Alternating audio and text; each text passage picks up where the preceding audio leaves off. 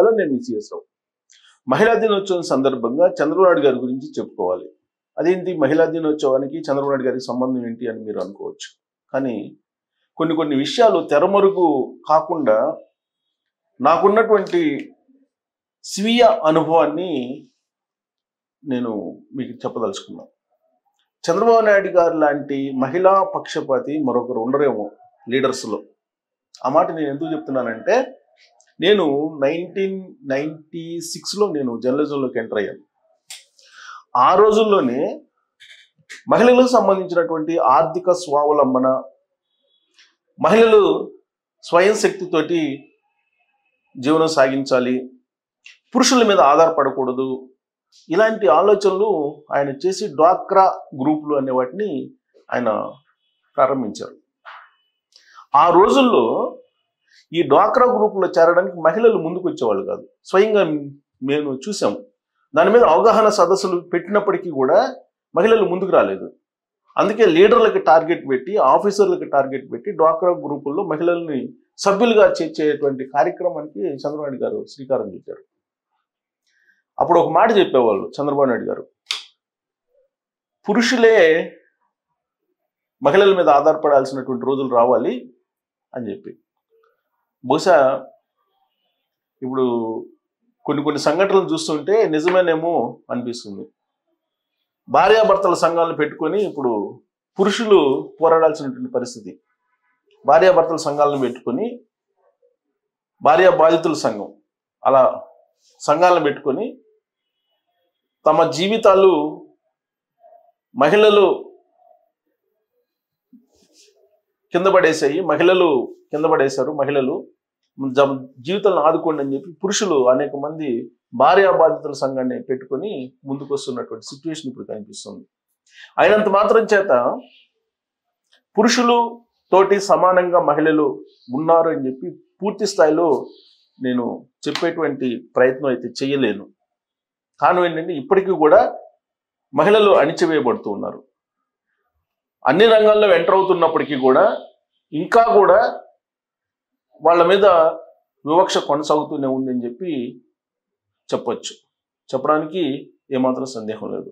అయితే చంద్రబాబు నాయుడు గారు ఎప్పుడో 25 సంవత్సరాల క్రితం మహిళా సంఘాలను ఏర్పాటు చేసి, స్వయం సహాయక బృందాలను ఏర్పాటు చేసి వాళ్ళకి ఆర్థిక స్వావలంబనం చేకూర్చడంతో పాటు వాళ్ళకై వాళ్ళు స్వయంగా బయటకు వచ్చి జీవనం సాగించేటువంటి ధైర్యాన్ని నూరిపోసినటువంటి పొలిటీషియన్ ఎవరైనా ఉన్నారంటే చంద్రబాబు గారు అని చెప్పి మనం చెప్పాలి.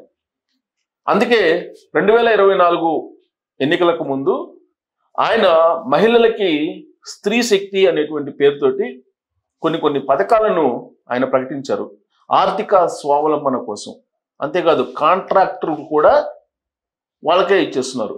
పారిశ్రామికవేత్తలుగా వాళ్ళని తయారు చేయడానికి ఆయన ఇప్పుడు ఆర్టిఫిషియల్ ఇంటెలిజెన్స్ను కూడా జోడిస్తున్నారు. వాళ్ళు తయారు చేసేటువంటి ఉత్పత్తులకి వాళ్ళని పారిశ్రామికవేత్తలుగా చూడాలి అనేటువంటి ఒక ఆకాంక్ష ఆయనలో కనిపిస్తూ ఉంది. మరి 3 సిలిండర్లు ఉచితంగా ఇచ్చారు, వాళ్ళకి బస్సు ఫ్రీ ఇస్తామని చెప్పి ఉగాది నుంచి ఆయన చెప్తూ ఉన్నారు. అలాగే చదువుకుంటున్నటువంటి పిల్లల తల్లులకి 15,000 రూపాయలు ఏడాదికి ఇస్తామంటున్నారు. అలాగే చదువుకుంటున్నటువంటి ప్రతి ఆడపిల్లకి 1,500 రూపాయల నెలకి ఇస్తామని చెప్పి ఎన్నికల సందర్భంగా ఆయన హామీ ఇచ్చారు. వాటన్నిటినీ అమలు చేయడానికి బడ్జెట్లో కేటాయింపులు కూడా చేశారు. ఎలాంటి సహాయం చంద్రబాబు నాయుడు గారు చేశారు అనేది మీకు క్లుప్తంగా ఒక డయాగ్రామ్ రూపంలో ప్రముఖ పేపర్ ప్రచురించింది. దాన్ని మీ ముందుంచేటువంటి ప్రయత్నం చేస్తాను. దీని మీద అభ్యంతరాలు ఉంటే మీరు నిర్మోహటంగా వ్యక్తం చేయొచ్చు. బట్ నేనైతే ఒక సీనియర్ జర్నలిస్ట్గా చెప్పగలను, మహిళల ఆర్థిక స్వావలంబనం కోసం నిస్వార్థంగా ఆయన పనిచేస్తూ ఉన్నారు. అలాగే పథకాలను కూడా అమలు చేస్తూ ఉన్నారు. ఇప్పుడు అతివకు ఆలంబన, ఆర్థిక స్వావలంబన అంతర్జాతీయ మహిళా దినోత్సవం సందర్భంగా చంద్రబాబు నాయుడు గారు ప్రవేశపెట్టినటువంటి కొన్ని పథకాలను మనం తీసుకుంటే, 1,00,000 మందికి శ్రీనిధి, ఇక్కడ క్లోజప్లో చూడొచ్చు మీరు. మన మహిళలు విశ్వ విపణిలో రాణించాలి, ప్రతి ఒక్కరూ ఆర్థిక స్వావలంబన సాధించాలి, ఏడాదిలో 1,00,000 మంది పారిశ్రామికవేత్తలు తయారవ్వాలి, బహిరంగ ప్రదేశాల్లో వేధింపుల నుంచి విముక్తి కల్పించాలి.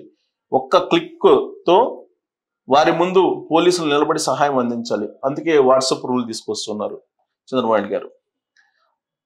సో ఇక్కడ మనం క్లుప్తంగా చూస్తే కనుక ఒక్క రోజే 1,00,000 ఆర్డర్లు, 5.19 కోట్ల వ్యాపారం చేయించేలా ఈ కామర్స్ ప్లాట్ఫారంపై రాబోయేటువంటి రోజుల్లో మహిళలు తయారు చేసే ఉత్పత్తులకు ఆన్లైన్ మార్కెటింగ్ చేసేటువంటి ప్రయత్నం చేస్తున్నారు చంద్రబాబు నాయుడు గారు.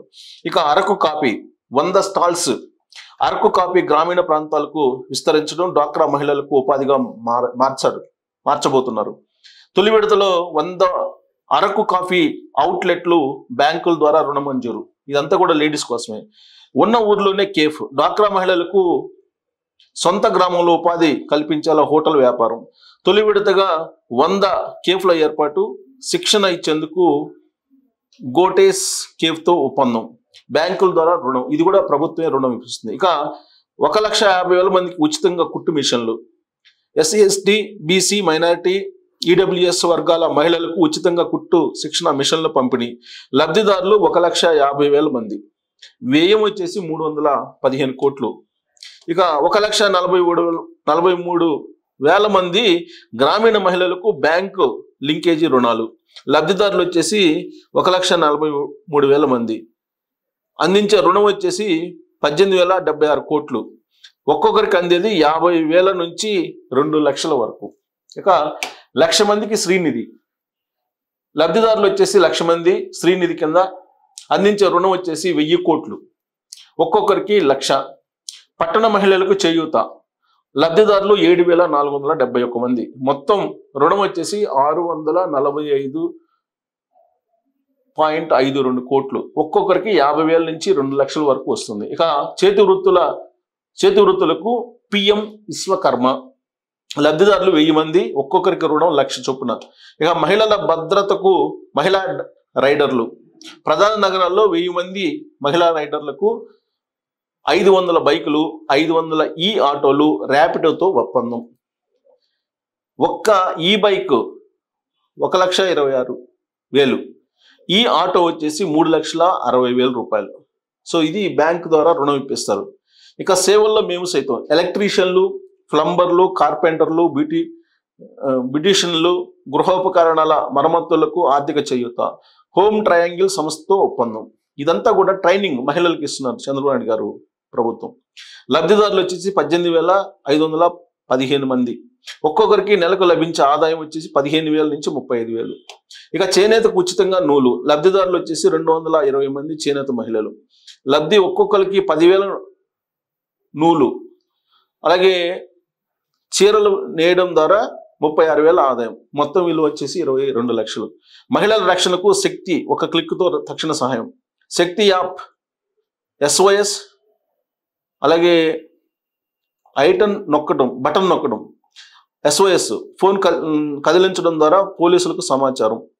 వేధింపులు, బలాత్కారాలు, సైబర్ నేరాలు, పిల్లల అదృశ్యం, అక్రమ కార్యకలాపాలపై ఫిర్యాదులు ఇవ్వడానికి స్త్రీ శక్తి అని చెప్పి ఒక యాప్ని తయారు చేశారు. ఆ యాప్ని యూజ్ చేసుకోవచ్చు మహిళలు భద్రత కోసం. మహిళలు, పిల్లల భద్రతే లక్ష్యంగా షీ బృందాలు, బహిరంగ ప్రదేశాల్లో మహిళలు, పిల్లలపై వేధింపులు అరికట్టడం, నేరాలను నిరోధించడం, వారికి రక్షణ కల్పించడం లక్ష్యం. ఫోన్, మొబైల్ సందేశాలు, ఈమెయిల్స్, సామాజిక మాధ్యమాలు, ఇతరత్ర వేధింపులను నిరోధించడం, తక్షణ పోలీస్ సహాయం. నారీమణులకు వివిధ పథకాలు, సేవలను ప్రారంభించారు ఆల్రెడీ. చేనేత రథం, చేనేత ఉత్పత్తులకు మార్కెటింగ్. తొలుత జిల్లాకు ఒక మొబైల్ వ్యాన్ ద్వారా 60 లక్షలు పెట్టుకుని దాని ద్వారా చేనేత ఉత్పత్తులు విక్రయం. తర్వాత ఫ్లిప్కార్ట్లో అమ్ముకోవచ్చు. వేరుశనగతో మొదలు వ్యవసాయేతర ఉత్పత్తులకు విలువ జోడించి విక్రయించడం. ఫ్లిప్కార్ట్ ద్వారా తొలుత వేరుశనగ మార్కెటింగ్, తర్వాత మిగతా ఉత్పత్తులు. విక్రయాల లక్ష్యం 10,000 టన్నులు. మహిళా రైతులు 10,000 మంది. వ్యాపార శిక్షణ, సామర్థ్య పెంపుపై వృత్తి, అలాగే ఫార్మ్ మేడ్ సంస్థతో ఒప్పందాలు. ఏడాదిలో 1,00,000 మంది మహిళా పారిశ్రామికవేత్తలు. వ్యవసాయ ఆధారిత జీవనోపాధి 55,000 ఉత్పత్తి యూనిట్లు. అలాగే 10,000 సేవా రంగంలో 15,250, వ్యాపార రంగంలో 10,450. ర్యాపిడో డ్రైవర్లు 10,000, స్వయం ఉపాధి పథకాలు 4,000, కేంద్ర పథకాలతో 4,000, తృప్తి హోటళ్లు 4,000, స్మార్ట్ స్ట్రీట్ వెండింగ్ జోన్స్ 2,000.